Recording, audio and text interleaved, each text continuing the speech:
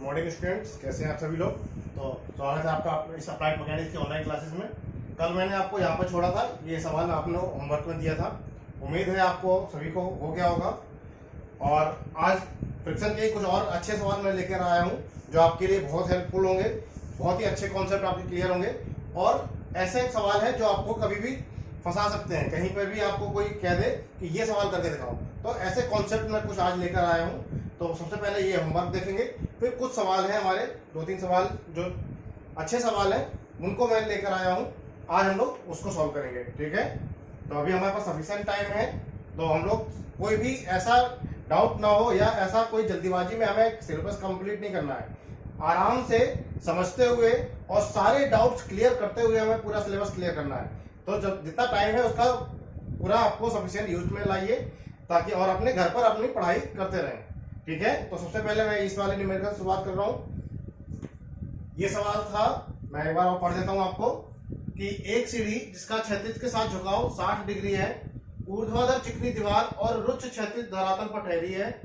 सिद्ध करो कोई आदमी सीढ़ी पर चढ़ गया हो तो सीढ़ी फिसलने ही वाली हो तो धरातल एवं सीढ़ी के बीच घर्षण गुणांक यानी म्यू का मान कितना होगा। ये मुझे सिद्ध करना है, ठीक है। इसको मैं फिगर को दोबारा से बना रहा हूं साइड में।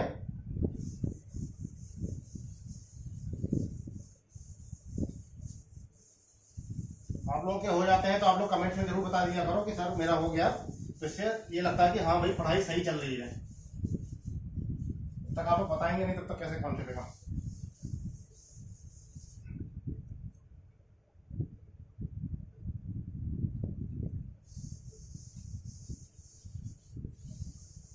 इस सवाल को मैं दोबारा से लिख दे रहा हूं यहाँ पर।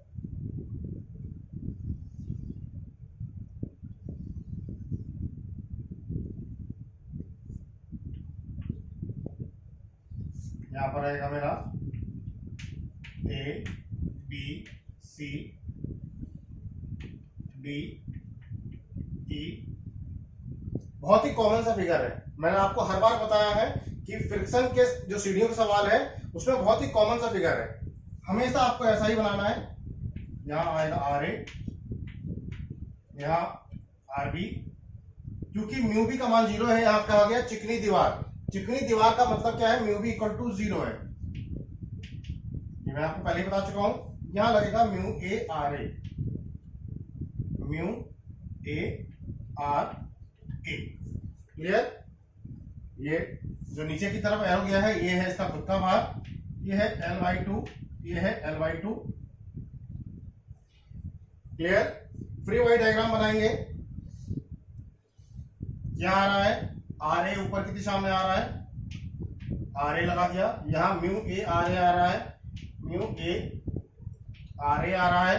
नीचे आ रहा है डब्ल्यू और इधर की तरफ आ रहा है आर बी। क्लियर। ये बन गया, लीजिए फ्री बॉडी डायग्राम।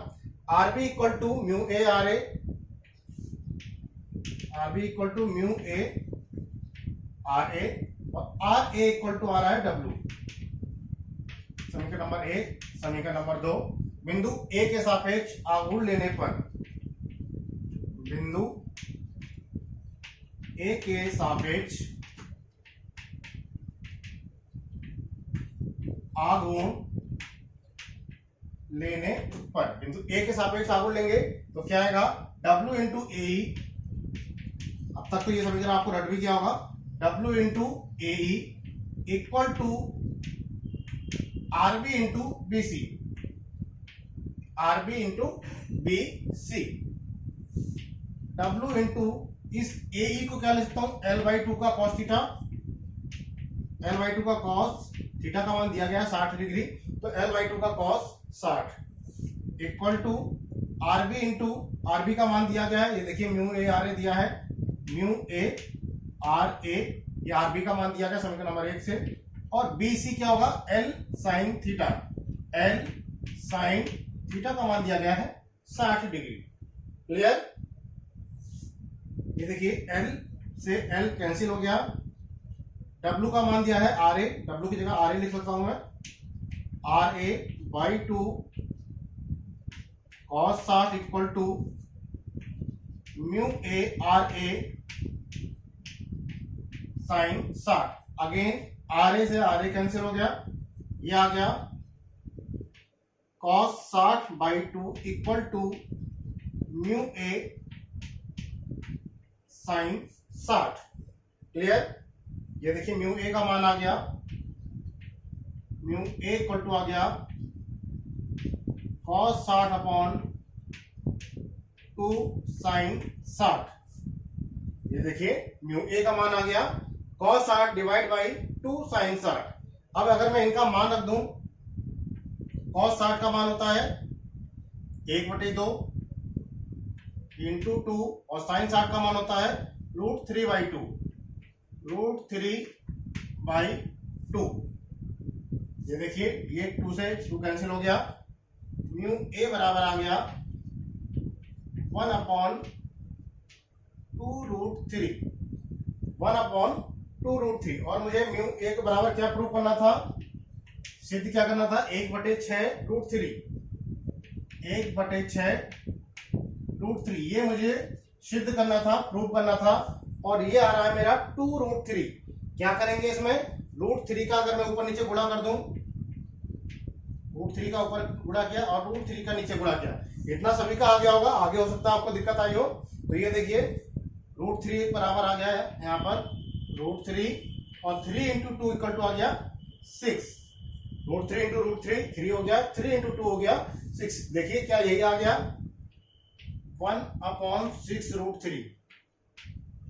यही चीज मुझे सिद्ध करना था, ये हमारा प्रूफ हो गया। ठीक है, तो ऐसे मेरा इस सवाल का सॉल्यूशन होगा। इसमें सब कोई भी दिक्कत वाली बात नहीं होनी चाहिए। म्यू A बराबर 1/6√3। ये लीजिए, कोई दिक्कत किसी को, कोई प्रॉब्लम नहीं होगी।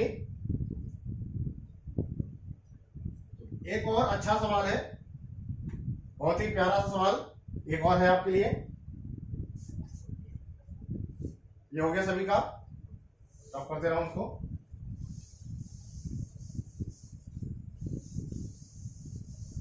तो सीढ़ी के मैं आपको अब कोई भी सवाल ऐसा नहीं होगा जो आपको समझ में ना आए या आपसे ना सॉल्व हो, सभी आपसे सीढ़ी के सवाल हो जाएंगे।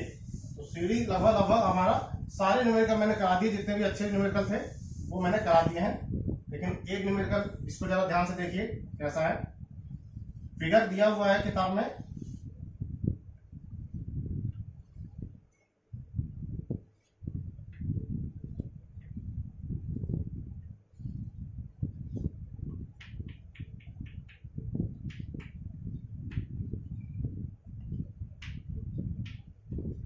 ये देखिए एक ब्लॉक ए है, एक ब्लॉक बी है और दोनों इस प्रकार रखे हुए हैं। इसको अगर मैं ए मान लेता हूं, ये ब्लॉक ए है, इसको मैं बी मान लेता हूं, ये ब्लॉक बी है। इस प्रकार के रखे हुए हैं। सवाल है दो ब्लॉक ए तथा बी जिनके भार क्रमशः, दो ब्लॉक लिख लीजिए, सवाल लिख लीजिए, दो ब्लॉक ए तथा बी जिनके भार क्रमशः 100 तथा 300 न्यूटन है, जिनके भार क्रमशः 100 तथा 300 न्यूटन है, एक रुक्ष नत समतल पर, एक रुक्ष नत समतल पर चित्र के अनुसार रखे हैं, चित्र के अनुसार रखे हैं। नत समतल का क्षैतिज से बना कोण ज्ञात कीजिए, नत समतल का क्षैतिज से बना कोण ज्ञात कीजिए, यानी कि ये अल्फा मुझे ज्ञात करना है। ज्ञात कीजिए जब ब्लॉक बी फिसलने ही वाला हो, जब ब्लॉक बी फिसलने ही वाला हो, जब ब्लॉक बी फिसलने ही वाला हो, सभी संपर्क सतहों पर, सभी संपर्क सतहों पर घर्षण गुणांक का मान 0.25 मानिए। सभी संपर्क सतहों पर घर्षण गुणांक का मान 0.25 मानिए। 0.25 मानना है सभी संपर्क सतहों पर। इसको जरा कोशिश कीजिए कैसे होगा, अच्छा सवाल है। तो यहाँ पर देखिए संपर्क सतह कितनी है, 1 और 2, जिन पर घर्षण का मान लगेगा। यानी कि अगर मैं इस वाले ब्लॉक की बात करूं तो यहाँ कुछ घर्षण गुणांक का मान लगेगा, एक यहाँ पर घर्षण गुणांक का मान लगेगा, कुछ ऐसा लगेगा कि क्या नीचे वाले सरफेस पर भी घर्षण लग रहा है और ऊपर वाले सरफेस पर भी घर्षण लग रहा है, क्योंकि ब्लॉक मुझे बी इधर से मुझे बाहर निकालना है। ये जो है इधर की तरफ बाहर की तरफ निकलेगा, तो दोनों ऊपर से भी ये भी घर्षण लगाएगा और नीचे से भी घर्षण लगेगा। फॉर एग्जाम्पल ये देखिए, ये कोई ब्लॉक है और मैंने दोनों तरफ से पकड़ा हुआ है, तो इसको मैं अगर खींचूंगा, इसको अगर मैं खींच रहा हूं तो इधर भी सर पर घर्षण लग रहा है और ऊपर भी घर्षण लग रहा है। ठीक है, अगर मैं इसको ऐसे पकड़ा हुआ हूं इस ब्लॉक को, तो क्या होगा, इधर भी मेरा घर्षण के कारण रुक रहा है और इस सरफेस भी मेरी घर्षण के कारण ही रुकी हुई है। इसीलिए ये जो ब्लॉक है बिल्कुल ऐसे समझिए, ये डस्टर है और डस्टर के ऊपर नीचे से मैंने पकड़ा हुआ है और इसको खींच के नीचे की तरफ लेके आना है। ठीक है, ऐसा सवाल है। तो दोनों सतहों पर घर्षण लगेगा। अब देखिए यहां पर क्या लगेगा, ऊपर की दिशा में एक तो आर ए लगेगा क्योंकि ब्लॉक ए प्रतिक्रिया देगा, और आर बी भी लगेगा, आर बी भी लगेगा क्योंकि नीचे से भी उसको प्रतिक्रिया मिलेगी सेम डायरेक्शन में। ठीक है, नीचे की तरफ कितना लगेगा, ये 300 न्यूटन जो है वो नीचे की तरफ लग रहा होगा, ऐसा 300 न्यूटन, और ये जो 100 न्यूटन है ये भी नीचे की तरफ ही लग रहा होगा 100 न्यूटन। कोई दिक्कत किसी को? ये जो 300 न्यूटन है वो भी वर्टिकली डाउनवर्ड ही लगेगा, ये जो 100 न्यूटन है वो भी वर्टिकली डाउनवर्ड ही लगेगा। ये देखिए यहां पर आएगा 300 का, ये एंगल अल्फा है, 300 का कॉस अल्फा, और ये 100 का भी कॉस अल्फा इधर ही आएगा, 100 कॉस अल्फा। इस 300 का भी कॉस इधर आएगा, इस 100 का भी कॉस इधर आएगा, लेकिन साइन अलग अलग जाएंगे। देखिए यहां पर आएगा 300 का साइन अल्फा इधर आएगा और 100 का साइन अल्फा इधर आएगा। ठीक है, ये देखिए 300 का साइन अल्फा इधर आएगा और 100 का साइन अल्फा इधर आएगा ऊपर वाली सतह पर। यहां क्या आएगा, म्यू ए आर ए आएगा, क्योंकि इस सतह पर केवल इस वाले का आर ए लगेगा। यहां पर 100 कितना, 100 कॉस अल्फा लगेगा, और यहां पर आएगा mu B R B, mu B R B लगेगा इधर नीचे वाली सतह पर। मुझे मेन बी पर फोकस करना है कि बी पर क्या चल रहा है, मुझे मेन बी वाले ब्लॉक पर फोकस करना है, क्योंकि मुझे सारी की सारी स्टडी जो है वो बी को निकालने में होनी है, यानी कि इसको नीचे की तरफ आने में मुझे क्या ज्ञात करना है, इस अल्फा का मान ज्ञात करना है। ठीक है, तो अगर मैं बात करूं, लेकिन कुछ तो ऊपर से लेना पड़ेगा, जैसे म्यू ए आर ए है, तो म्यू ए आर ए का मान कहां से आएगा, म्यू ए का मान, mu A equal to mu B दिया गया है, खैर mu A equal to mu B equal to दिया है 0.25, ये गिवन है। ठीक है, तो आर ए का मान तो खैर यहीं से निकालना पड़ेगा। तो सबसे पहले ब्लॉक ए को हम लोग यहां पर ए वाला ब्लॉक को देखें कैसा है ये। अगर मैं इसका अलग से फ्री बॉडी डायग्राम बनाऊं कुछ ऐसा बनेगा। ब्लॉक ए की मैं बात कर रहा हूं, ये कुछ ऐसा आ रहा है, 100 न्यूटन, यहां आ रहा है 100 का कॉस अल्फा, यहां आ रहा है 100 का साइन अल्फा, यहां आ रहा है आर ए, यहां आ रहा है mu A R A plus T, क्योंकि ये जो रस्सी बंधी हुई है यहां पर तनाव भी तो लगेगा, T, T plus mu A R A. कुछ ऐसा मेरा सॉल्व हो रहा है ब्लॉक ए। ठीक है, कोई दिक्कत नहीं यहां पर। यहां देखिए आर ए का मान आ रहा है 100 cos alpha, R A equal to आ रहा है 100 cos alpha, T plus mu A R A equal to आ रहा है 100 sine alpha, T plus mu A R A आ रहा है 100 साइन अल्फा। यहां तक कोई दिक्कत नहीं किसी को, आर ए का मान आ गया, T plus mu A R A आ गया। अब देखिए ब्लॉक बी, अब बात करते हैं मेन जो हमें इसका निकालना है, ब्लॉक बी को निकालना है। तो देखिए क्या आएगा ब्लॉक बी का, अगर मैं फ्री बॉडी डायग्राम बनाऊं तो नीचे बना देता हूं यहां पर।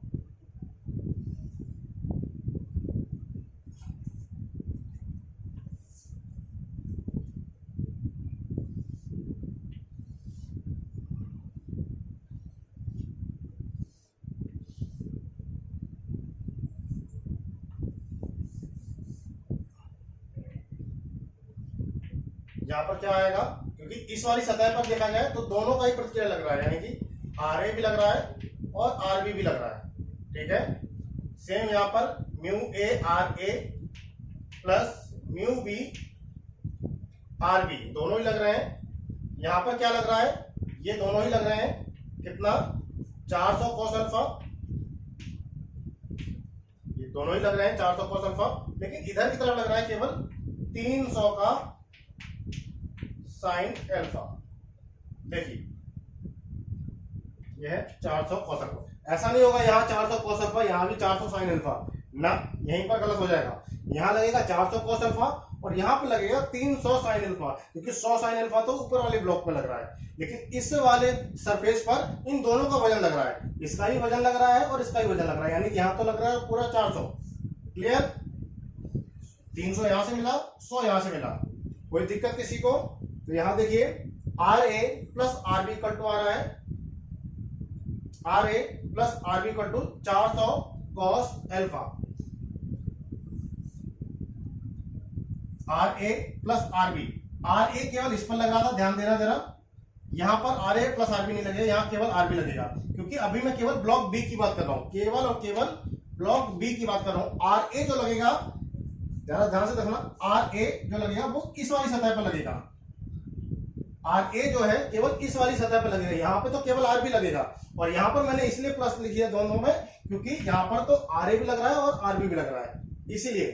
ठीक है, जरा कोई कंफ्यूजन नहीं होना चाहिए। यहाँ पर आर ए केवल इस वाली सतह पर लगेगा, यहाँ पर आर बी अकेला लगेगा, तो यहाँ पर क्योंकि ब्लॉक बी लगा, यहाँ पर देखिए मैंने R A plus R B तो नहीं लिखा, मैंने केवल आर ए लिखा, तो यहाँ पर केवल और केवल आर बी आएगा। ठीक है, तो आर बी इक्वल टू आ रहा है 400 का cos alpha, R B equal to 400 का cos अल्फा, और mu A R A plus mu B R B, mu A R A plus mu B R B, अभी मैं इधर से बात करूं तो क्या आ रहा है, म्यू ए आर ए, थोड़ा सा छोटा कर दे रहा हूं, mu A R A plus mu B R B equal to आ रहा है 300 साइन अल्फा। अल्फा की वैल्यू निकालनी है, यानी कि कुल मिलाकर 10 अल्फा निकालना है मुझे। जब भी अल्फा अगर पूछा जाएगा तो 10 अल्फा मुझे निकालना पड़ेगा, यानी कि साइन बटे कॉस चाहिए। देखिए सबके मान मैं रख दे रहा हूं यहाँ पर, म्यू ए का मान दिया है 0.25,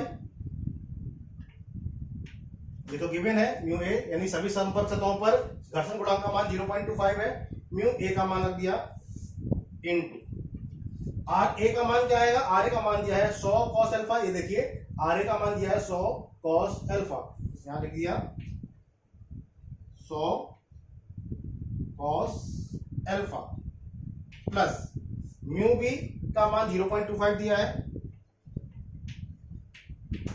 आर बी का मान दे दिया है 400 cos अल्फा इंटू का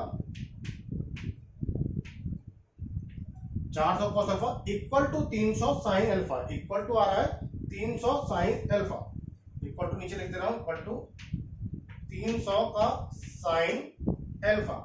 अब इनका जरा अगर मैं गुणा भाग कर लूं तो देखिए ये कितना आ रहा है, 25 इंटू 100 इक्वल टू आएगा 25 का cos alpha, 25 cos alpha plus 0.5 into 400, ये कितना आ जाएगा, क्या हो जाएगा, 1/4 लिख सकता हूं, यानी 100 cos अल्फा इसको लिख सकता हूं मैं, 100 cos अल्फा इक्वल टू 300 का साइन अल्फा। 100 प्लस 25 कितना हो गया, 100 प्लस 25 हो गया 125, 125 का cos अल्फा इक्वल टू 300 का साइन अल्फा, ये लीजिए sine alpha divide by cos alpha equal to आ गया 125 बटे 300, 125 बटे 300, इसका मान हम लोग अभी कैलकुलेटर से निकाल लेंगे। tan अल्फा बराबर कितना आएगा, 125 बटे 300, जो भी आ रहा होगा, यहां से अल्फा की वैल्यू आ गई 22.5। ये काम कैलकुलेटर से आप कर सकते हैं बड़े आराम से। tan अल्फा इक्वल टू जो भी मान आए यहाँ पर, alpha equal to tan inverse मान निकाल लेना, और अल्फा की वैल्यू आ रही है 22.5, जो कि राइट आंसर है। 22.61 आ रही है, 22.61, किताब में 22.5 आ रही है, हमारी 22.61 आ रही है, और ये बिल्कुल सही आंसर है, कोई दिक्कत नहीं है। 22.5 और 22.6 लगभग समान ही है। तो ये सवाल आपके लिए बहुत इंपॉर्टेंट है, और ये भी सवाल भी सही बताऊं तो आ चुका है एग्जाम में, ऐसा ही सवाल बिल्कुल पूछा जा चुका है। आप कभी सॉल्व पेपर उठा के देखना, आपको ये सवाल कहीं ना कहीं देखने को मिल जाएगा। तो ये वाला सवाल बहुत ही अच्छा सवाल था, इंपॉर्टेंट सवाल था। और ये कॉन्सेप्ट जो मैंने अभी आपको बताया, वो कॉन्सेप्ट भी बहुत ज्यादा इंपॉर्टेंट है, आपको कहीं से भी इसको हल्के में नहीं लेना है, ठीक है। तो ये आप नोट कर लीजिए। और भी एक अच्छा कॉन्सेप्ट लेके बताता हूं मैं आपको।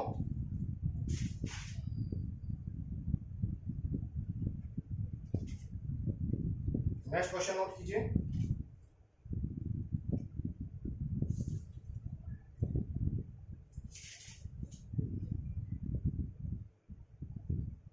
हो गया? हो गया सभी का? उम्मीद करता हूं सभी ने नोट कर लिया होगा। देखिए एक क्वेश्चन नोट कीजिए। एक वृक्ष नत समतल, एक वृक्ष नत समतल, एक वृक्ष नत समतल पर रखे दो पिंडों, एक वृक्ष नत समतल पर रखे दो पिंडों जो आपस में एक डोरी द्वारा बंधे हैं, जो आपस में एक डोरी द्वारा बंधे हैं, का भार क्रमशः 400 न्यूटन तथा 800 न्यूटन है, का भार क्रमशः 400 न्यूटन तथा 800 न्यूटन है। डोरी नत समतल के समांतर है, डोरी नत समतल के समांतर है। 400 न्यूटन वाले पिंड का घर्षण गुणांक 0.15 तथा 800 न्यूटन वाले पिंड का घर्षण गुणांक 0.4 है। 800 न्यूटन वाले पिंड का घर्षण गुणांक 0.4 है। समतल का झुकाव तथा डोरी में तनाव ज्ञात करो। समतल का झुकाव एवं डोरी में तनाव ज्ञात करो जब संयुक्त पिंड नीचे चलने ही वाला हो। जब संयुक्त पिंड नीचे चलने ही वाला हो। 400 न्यूटन का पिंड 800 न्यूटन वाले पिंड से नीचे है। 400 न्यूटन वाला पिंड 800 न्यूटन वाले पिंड से नीचे है। अब इस सवाल में आपको जितना मैंने बताया है, केवल जितना अभी मैंने आपको सवाल नोट कराया, केवल उतना ही बनकर है। कहीं भी लिखा नहीं है कि चित्र के अनुसार। यहाँ पर चित्र आपको स्वयं बनाना पड़ेगा, यहाँ पर चित्र बनकर नहीं आएगा। तो इसमें चित्र बनाने की कोई बड़ी कला नहीं है। आपको दो पिंड रखने हैं केवल, और ऊपर नीचे रखने हैं, उसको एक डोरी से बांध देना है। तो आपको चित्र बनाने आने चाहिए, क्योंकि हर बार आपको जरूरी नहीं है कि फिगर बनके ही आए। तो कभी अगर फिगर बनकर नहीं आता है तो भी बच्चों को दिक्कत आ जाती है कि सर इसमें फिगर बनकर नहीं आया, कैसे करें। तो फिगर नहीं भी बन के आया तो क्या दिक्कत है। सभी को पता है कि देखिए ये एक क्षैतिज होती है, सभी को पता है ये क्षैतिज होती है। ये नत समतल होती है, सभी को पता है ये नत समतल होती है। इस पर दो पिंड रखना है। ये लीजिए, एक 400 न्यूटन का पिंड रख दिया और एक 800 न्यूटन का पिंड रख दिया, लीजिए, और दोनों को डोरी से बांध दिया। ऐसा ही तो है, ऐसा ही कुछ कहा है कि एक 400 न्यूटन का पिंड है, एक 800 न्यूटन का पिंड है, और दोनों डोरी से बंधे हुए हैं।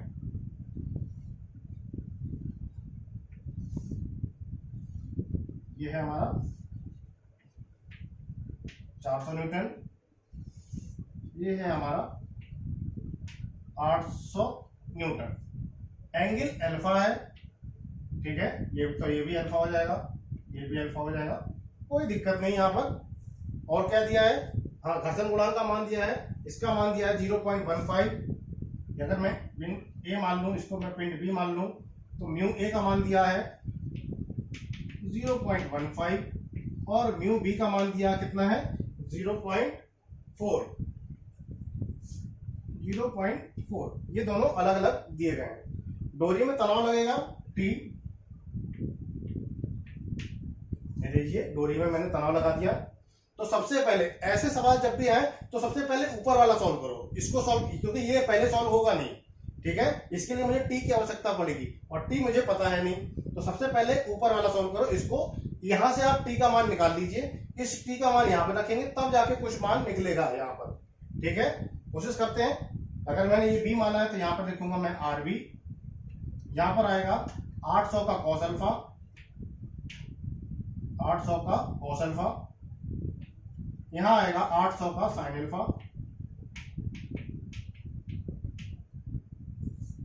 अभी ये टी नहीं लगा रहा हूं मैं, बाद में देख लूंगा। अभी केवल और केवल बिंदु बी का ही लग रहा हूं, अभी ए छोड़ दीजिए, अभी भूल जाइए इसको थोड़ी देर के लिए। अभी और केवल मैं बी की बात कर रहा हूं। तो ये 800 है तो 800 का कॉस अल्फा, ये आ गया 800 का साइन अल्फा, यहां आ गया आर बी और यहां आएगा म्यू बी आर बी। घर्षण गुणांक या घर्षण बल जो लगेगा यहाँ पीछे की तरफ लगेगा म्यू बी आर बी। कोई दिक्कत किसी को? तो सबसे पहले क्या लिखेंगे, R B equal to 800 cos alpha. ये देखिए R B equal two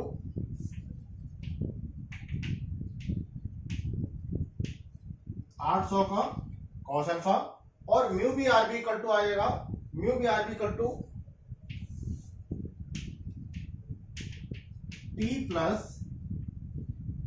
plus 800 sine alpha. ऐसे ही आया। टी का मान मुझे निकालना था तो टी बराबर क्या लिख सकता हूं मैं, टी बराबर लिख सकता हूं mu B R B minus 800 sine alpha लिख सकता हूं। ये लीजिए, ये टी का मान निकल गया। म्यू बी का मान दिया गया है, ये देखिए म्यू बी का मान दिया गया है 0.4, आर बी का मान भी दिया, चलिए लिख भी लेते हैं, कोई दिक्कत नहीं। म्यू बी का मान दिया है 0.4 इंटू आर बी का मान दिया है 800 कॉस अल्फा माइनस 800 का साइन अल्फा, ऐसे ही कुछ है।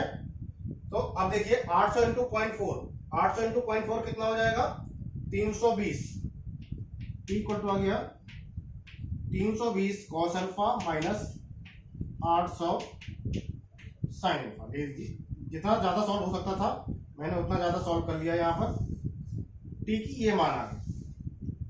अब जो है इस ब्लॉक बी का काम खत्म हो गया। इस ब्लॉक बी से मुझे कोई लेना देना नहीं है, सिर्फ और सिर्फ मुझे टी निकालना था, जो कि मैंने निकाल लिया। क्लियर? अब यहाँ पर देखिए ब्लॉक ए पर बात आते हैं। तो ये आएगा 400 का कॉस अल्फा, यहाँ आएगा 400 का साइन अल्फा, यहाँ आएगा आर ए और यहाँ जाएगा T plus mu A R A, mu A R A. अब मैं इस टी को रफ कर दे रहा हूं ताकि आपको कंफ्यूजन ना हो। इस 800 को भी रफ कर दे रहा हूं, ठीक है। अभी मैं ऊपर वाले को रफ कर दे रहा हूं। अब केवल और केवल आपको ये ध्यान देना है, यहाँ पर टी लग रहा है और क्या लग रहा है म्यू ए आर ए, ये दो चीजें लग रही हैं इस ब्लॉक ए की तरफ से, ठीक है। ब्लॉक बी का काम खत्म हो गया, आप इसको छोड़ दो, इसको भूल जाओ। क्या आएगा R A equal to 400 cos alpha, 400 का cos alpha, T plus mu A R A equal to आ रहा है 400 का sine alpha, T plus mu A R A equal to आ रहा है 400 का साइन अल्फा।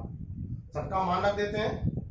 डी का मान यही वाला रख दे रहा हूं, कितना आ रहा है 320 कॉस अल्फा माइनस 800 का sine alpha plus mu A का मान दिया गया है 0.15, आर ए का मान ये रहा 400 कॉस अल्फा इक्वल टू आ रहा है 400 का साइन अल्फा, ठीक है। केवल इसको सॉल्व करना है। 320 कॉस अल्फा माइनस 800 का साइन अल्फा 0.15 इंटू 400, 0.15 इंटू 400 कितना आ गया 60, ये आ गया 60 कॉस अल्फा इक्वल टू 400 का साइन अल्फा। कॉस को सबको एक तरफ कर लो, साइन को एक तरफ कर लो, ठीक है। ये जो कॉस है ये हो गया 320 और 60, 320 और 60 कितना हो गया 380 कॉस अल्फा। ये 800 को उधर ले जा रहा हूं मैं, 8 9 10 11 1200 साइन अल्फा। ये लीजिए साइन अल्फा बटे कॉस अल्फा, कॉस अल्फा का मान है 380 बटे 1200। ये लीजिए अल्फा का मान यहां पे निकल रहा है आपका कितना आ गया 380 बटे 1200 इक्वल टू 0.316, 0.316। यहां से अल्फा इक्वल टू आ गया tan inverse 0.316 equal to, calculator से मान निकालिए, ये आ रहा है 17.57, 17.57 डिग्री। ये लीजिए अल्फा इक्वल टू आ गया 17.57 डिग्री। ये अल्फा का मान निकल गया। अल्फा का मान अगर मैं यहां पर रख दूं, ये देखिए टी का मान निकल जाएगा क्या। इस अल्फा का मान अगर मैं टी वाले सेक्शन में रख दूं तो टी का मान भी निकल जाएगा। कोई दिक्कत किसी को, नोट कर लीजिए।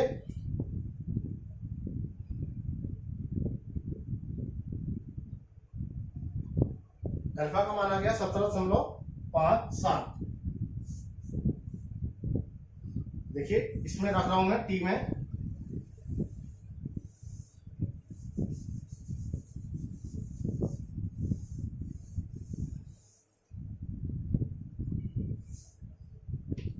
टी इक्वल टू 320 का कॉस 17.57 माइनस 800 का साइन 17.57, ठीक है। ये आ गया टोटल, आप कैलकुलेटर से मान निकालेंगे, आ गया 63.57। टी इक्वल टू आ गया 63.57 न्यूटन। सीधे सीधे आपको टाइप करना है और इक्वल टू दबा दोगे, इतना ही मान निकल कर आएगा। कैलकुलेटर में कुछ भी आपको नहीं करना है। 320 कॉस 17.57 लिखो, माइनस लगाओ 800 साइन लिखो 17.57, इक्वल टू दबाओगे, इतना ही मान लगभग निकल कर आएगा 63.57। देखिए कितना अच्छा सवाल था। आपको यहाँ पर आप फंस सकते थे, यहाँ पर आपको समझ में नहीं आएगा पहले ये सॉल्व करें या पहले ये सॉल्व करें या दोनों को एक साथ सॉल्व करना शुरुआत कर देते हैं बच्चे। तो यहाँ पर आपको फंसना नहीं है। तो सबसे पहले ऊपर वाला सॉल्व करना है, यहाँ से टी का मान निकालना है, फिर टी का मान इसमें रख के आपको दोनों के दोनों ही मान निकल आएंगे। कहीं कोई दिक्कत किसी को, कोई परेशानी, इसको नोट कर लीजिए।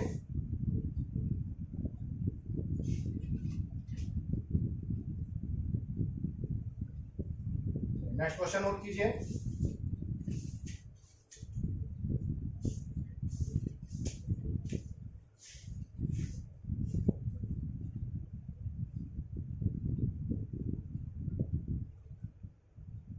नेक्स्ट क्वेश्चन है, फिगर इसमें बनकर आया है तो मैं फिगर ड्रॉ कर देता हूं।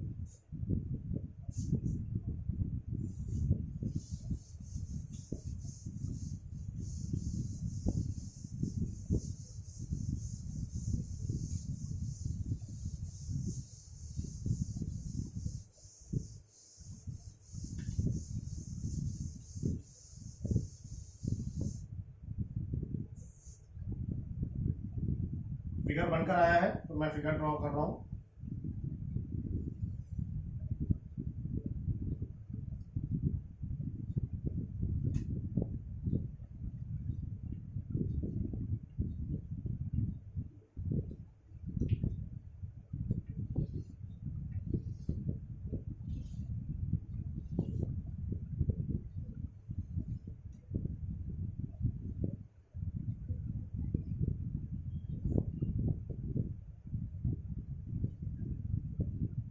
पहले फिगर बना लीजिए आप, सवाल में बोल दे रहा हूं।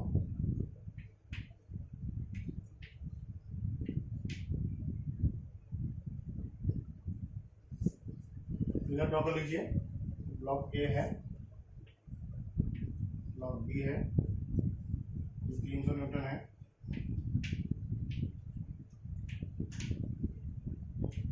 200 न्यूटन है,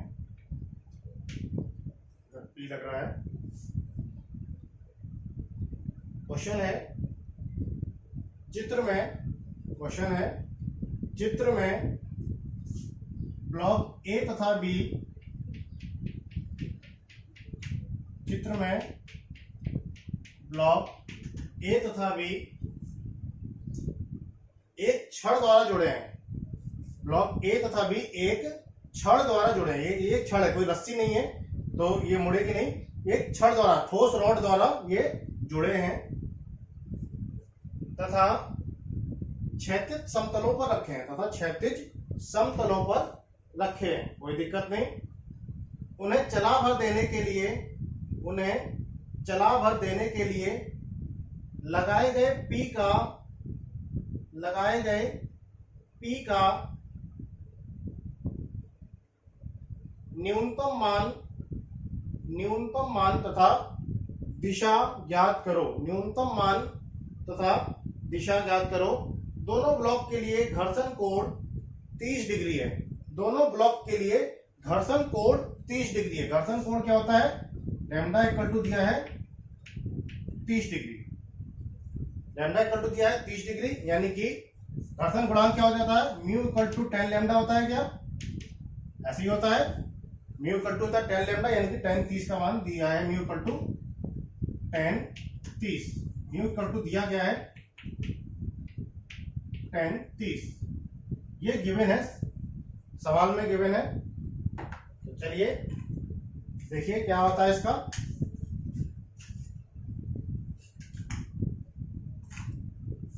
तो अब क्या करना है? यहां तो सवाल दिया गया है, न्यूनतम मान पूछा गया है कि इसको चला भर देने के लिए कितना न्यूनतम बल लगाना पड़ेगा। जहां पर भी न्यूनतम बल आ जाए ना, वहां पर आपको ये मैंने कॉन्सेप्ट बताया था कि लगाया गया बल क्षैतिज से घर्षण कोण के बराबर कोण बनाएगा, तभी वह बल जो न्यूनतम होगा। ऐसा मैंने कुछ लिखवाया था कि जब लगाया गया बल क्षैतिज से घर्षण कोण के बराबर कोण बनाएगा, तब लगाए गए बल का मान न्यूनतम होगा।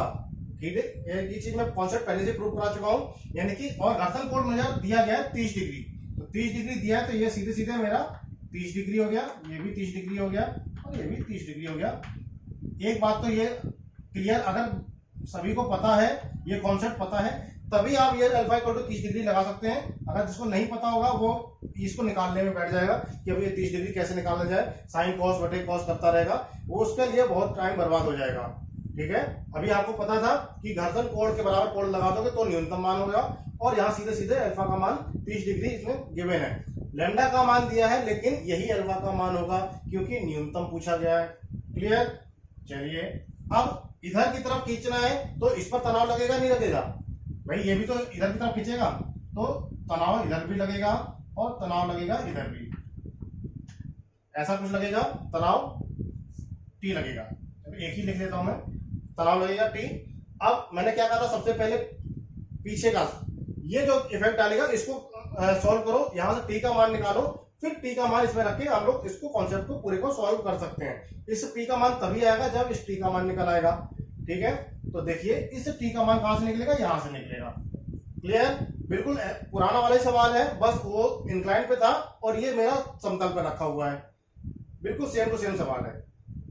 देखिए यहां पर आएगा RA, ठीक है, यहां पर T दिया है 30 डिग्री, तो यहां पर आएगा T cos 30, ऊपर आएगा T sin 30 आएगा। भाई T इधर की तरफ आ रहा है तो T का cos 30 इधर जाएगा, T का sin 30 ऊपर जाएगा। यहां आएगा म्यू A RA, क्या आएगा?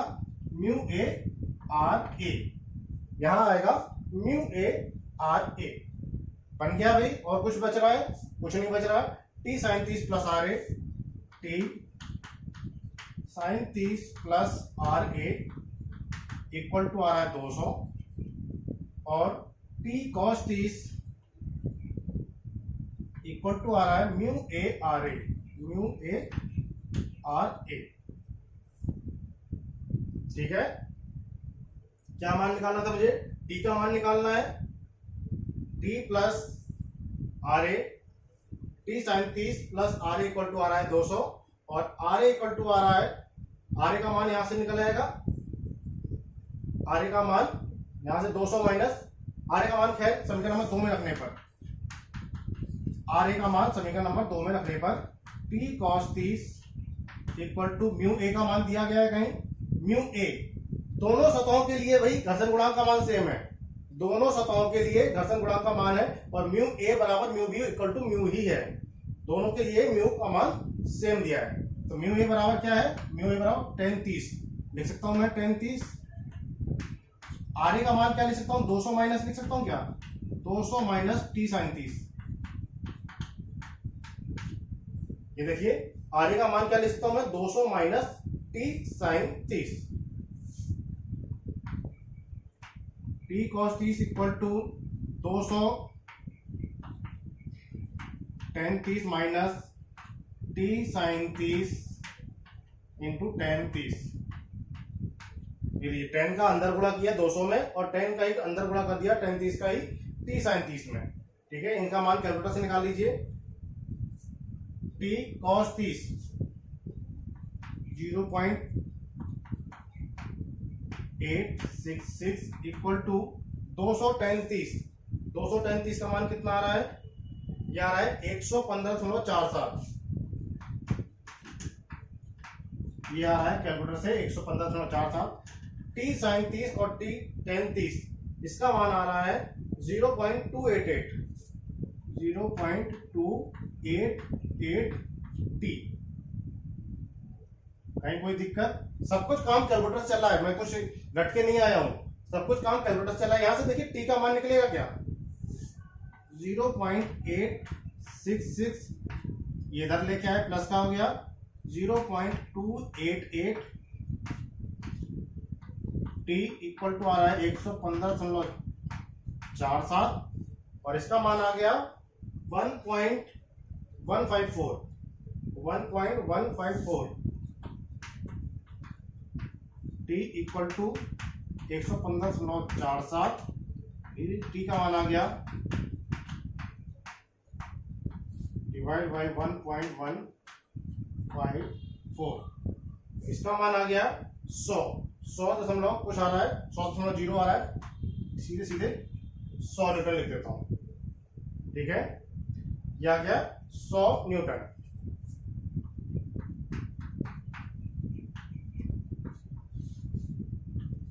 टी का मान निकलते ही आपका आधा सवाल वैसे ही सॉल्व हो गया, कोई दिक्कत नहीं।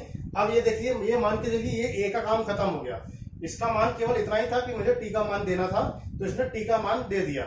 अब मेरे पास केवल और केवल एक ब्लॉक बचा है, ब्लॉक बी। इसको हम लोग बड़े आराम से सॉल्व कर सकते हैं, बड़े आसानी से सॉल्व कर सकते हैं। मेन था मेरा टी निकालना, तो ये टी का मान मुझे मिल गया।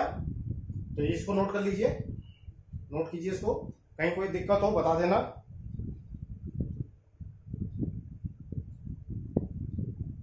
टी का मान आ गया 100 न्यूटन। अब एक्चुअल सवाल क्या बचा, एक्चुअल सवाल बचा, ये हटा दूं मैं, इसका काम खत्म हो गया, ये सबका काम खत्म हो गया, ये सवाल बचा अब मेरा, ये वाला सवाल बचा मेरा, ये एरो का काम है, ये खत्म, ये सवाल बचा मेरा। अब मुझे इसमें पी का मान ज्ञात करना है। क्या दिक्कत है, कोई दिक्कत नहीं।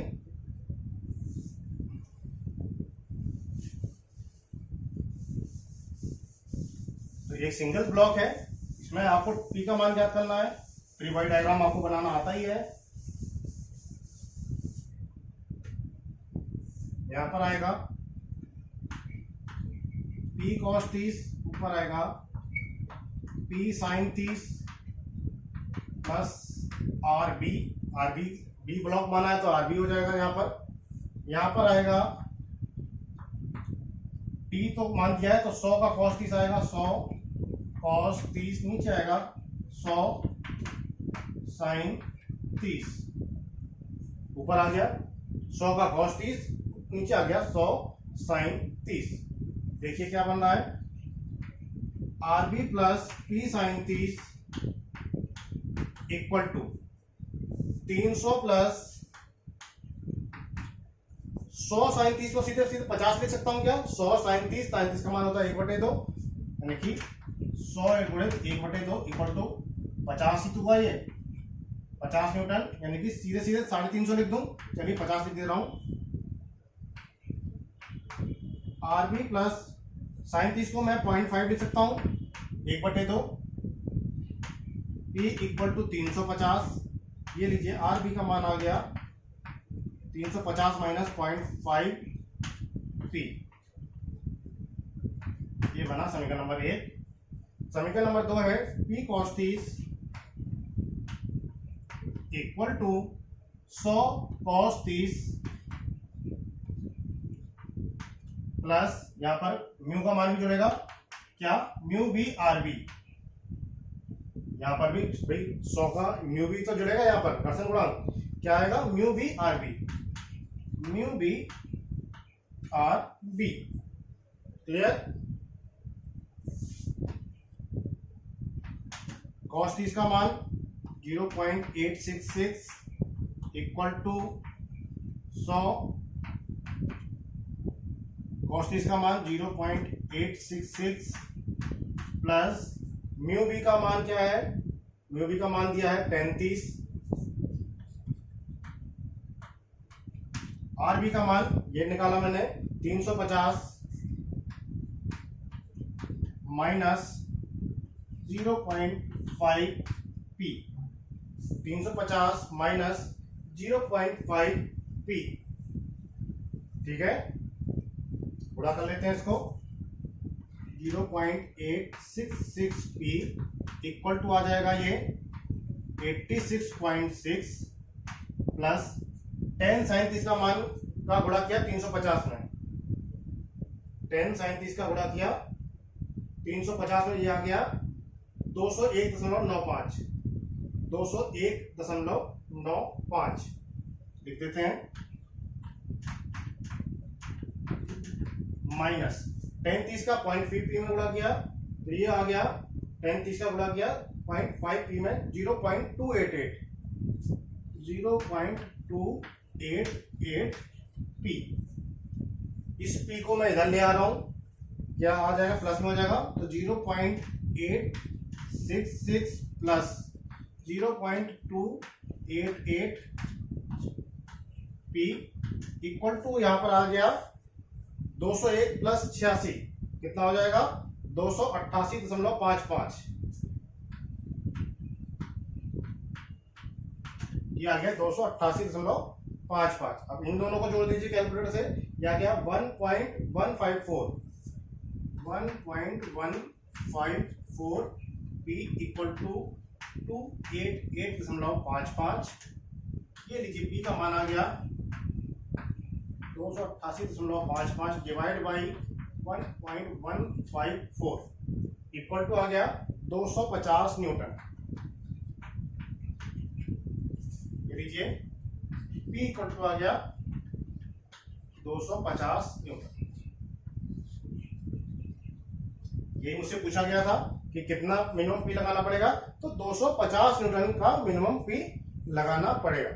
तो ये एक फ्रिक्शन के जो अच्छे सवाल थे जो जल्दी जल्दी में छूट सकते थे, जो मैंने छोड़े नहीं। आपको जितना ज्यादा से ज्यादा डीप नॉलेज दे सकता था इस पॉलिटेक्निक के हिसाब से, तो मैंने आपको उतनी ज्यादा डीप नॉलेज देने की कोशिश की है। इसके बावजूद भी जितना मैंने पढ़ाया है, लगभग 6-7 घंटे मैंने आपको फ्रिक्शन पढ़ाया है, उसके बावजूद भी अगर आपको कोई डाउट हो, कोई दिक्कत हो, कोई परेशानी हो, कोई सवाल सॉल्व ना हो रहा हो, कहीं से कोई दिक्कत आ रही हो, आप लोग कमेंट्स में करेंगे तो मैं उसको भी सॉल्व कराऊंगा। उसमें कोई घबराने की बात नहीं है। तो आप बस पढ़ाई करते रहो, मन लगा के आप पढ़ाई करें, और ये सारे सवाल जो भी है वो मेरे ऊपर छोड़ दें कि अगर आपको कोई समझ में नहीं आ रहा आप एक बार कमेंट्स करें, मैं आपको जरूर से जरूर उस समस्या का समाधान करने की कोशिश करूंगा। क्लियर बच्चों? तो अगर ये आपको कॉन्सेप्ट क्लियर हुआ है तो अब आप मास्टर हो चुके हैं फ्रिक्शन के इस चैप्टर में। अब आपको कोई मात नहीं दे सकता, कोई ऐसा सवाल नहीं छूट सकता जो आपसे सॉल्व ना हो। तो मैंने हर एक सिंपल से सिंपल और टिपिकल से टिपिकल न्यूमेरिकल आपको कराने की कोशिश की है, और विद कॉन्सेप्ट आपको समझा कर पूरे मैंने फुल चैप्टर मैंने कंप्लीट कर दिया है। ठीक है, अपने आप लोग घर पे रहें, आप लोग स्वस्थ रहें, सुरक्षित रहें, और अपनी पढ़ाई जरूर करते रहें, ताकि आपका कोई भी तरीका का आपको एग्जाम में कोई दिक्कत ना आए। ठीक है, आज के लिए बस इतना ही, बाकी हम लोग नेक्स्ट चैप्टर अगले कल देखेंगे। Thank you so much.